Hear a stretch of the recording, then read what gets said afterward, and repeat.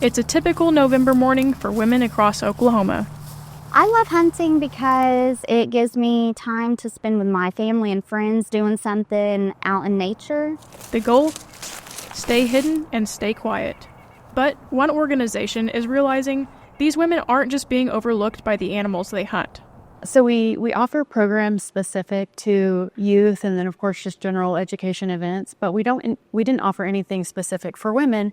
And so I wondered, are we missing out on an opportunity? We want women to feel like we're talking to them whenever we send out communications. Working with OSU Assistant Professor Audrey King and graduate student Sarah Kane, the Oklahoma Department of Wildlife Conservation dove right in to find some answers. This data really revealed a lot of interesting insights when it came to women's perceptions of hunting and how they kind of approached the idea of hunting.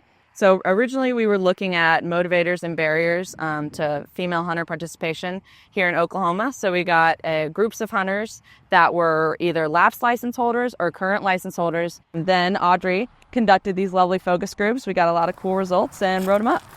So what exactly did these results show?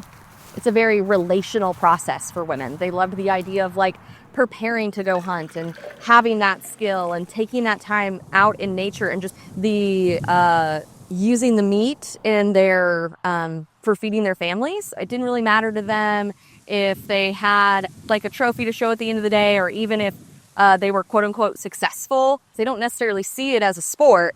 They see it as participating in this larger effort of conservation. In an effort this large, oh, you got him! Everyone is needed. Wildlife conservation is funded through the sale of hunting and fishing licenses. In Oklahoma, women make up about 12% of our hunting license holders, and we're not very good at retaining them. So whenever we do have a woman buy a hunting license, she's not coming back the next year. And we're starting to see some of the barriers keeping them out of the woods. There's less options for women clothing when it comes to hunting, and why does it all have to be pink? But then the prices are also higher than what they were charging men. And then, yes, it's still all pink for some reason. The researchers can also relate.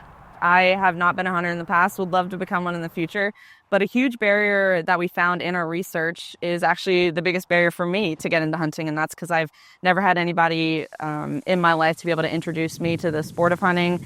I kind of have been around hunting my whole life, but it was definitely a thing that the boys did and that I didn't participate in. Yeah, my dad didn't consider inviting me hunting because he just didn't know that that's something I would be interested in. But just like what we found out in these surveys, I just wanted to spend time with my dad, with my family. But the want to spend time with family can also be a barrier for some. It seems like my daughter always has dance or prom, which keeps me pretty busy. Thankfully, there's a way to get everyone more involved. We're conducting special hunts where we invite women and their families out on special hunts on wildlife management areas where the entire family has an opportunity to harvest a deer together. We had our first round of the special family hunts last year, and people raved about it. People loved it. They felt really comfortable. We had people asking, when can we sign up again? So I'm just really hopeful that we can expand that program more. This program is just the first step in helping women feel seen in the world of hunting and leaving the camouflage where it should be, in the woods. For SUNUP at Oklahoma State University, I'm Elizabeth Hokett.